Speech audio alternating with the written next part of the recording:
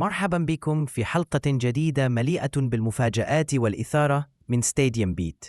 إذا كنت تريد معرفة كل ما يحدث في عالم المستطيل الأخضر فأنت في المكان المناسب. صفقة بيلينغهام إلى ريال مدريد، رونالدو يعود إلى أوروبا، تحليل أداء مانشستر يونايتد، إحصائيات مذهلة عن نيمار. 1.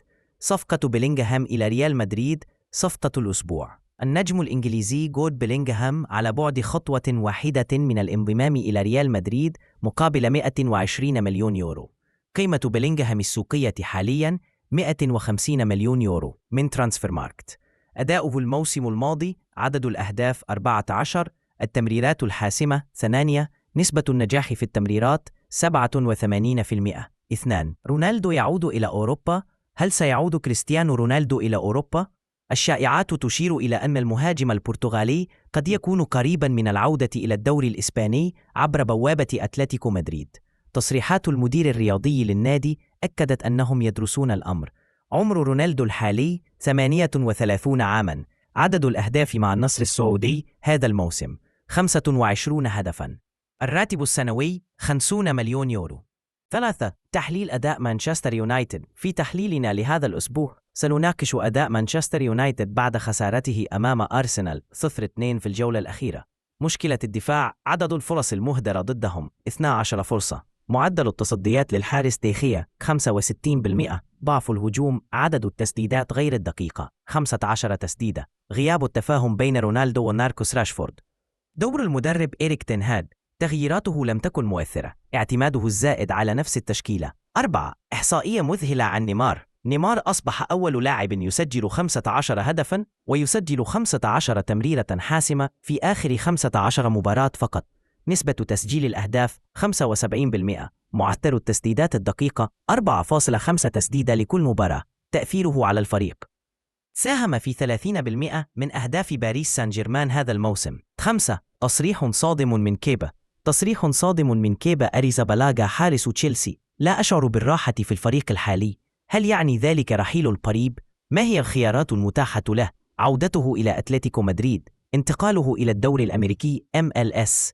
6. مقارنة بين هالاند ومبابي. هل هو هالاند أم مبابي؟ دعونا نقدم لكم مقارنة مباشرة بين أفضل مهاجمين في العالم حالياً. عدد الأهداف هذا الموسم: هالاند 45 هدفاً.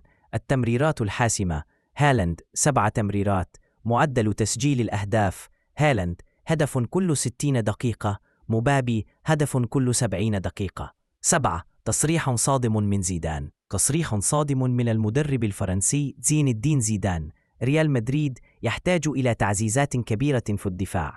هل يعني ذلك أن ريال مدريد سيتحرك لضم مدافع جديد مثل جول كوندي؟ ما هي الخيارات المتاحة أمام النادي؟ 8. تاريخ صفقة كريستيانو رونالدو.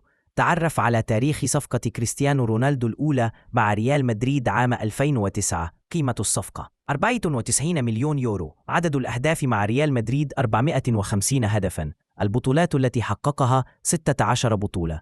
استطلاع رأي: ماذا يقول جمهور تشيلسي عن مستقبل كيبا؟ قمنا بإجراء استطلاع رأي عبر السوشيال ميديا. 70% يؤيدون رحيل كيبا، 30% يرون أنه يستحق فرصة أخرى.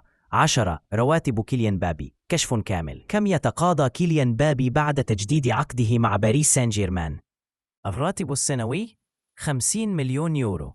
المكافآت الإضافية 10 ملايين يورو. الخاتمة. وهكذا أعزائي المشاهدين وصلنا لنهاية هذه الحلقة المليئة بالمفاجآت والإثارة. ما رأيكم في صفقة بيلينغهام؟ وهل تعتقدون أن مبابي يستطيع تحطيم الرقم القياسي العالمي؟ لا تنسوا الإعجاب بالفيديو وتفعيل زر التنبيهات لمزيد من الأخبار الحصرية. إذا أعجبكم المحتوى شاركوه مع أصدقائكم. حتى نلتقي في الحلقة القادمة، أبقوا معنا. صديقكم رمزي مرسي.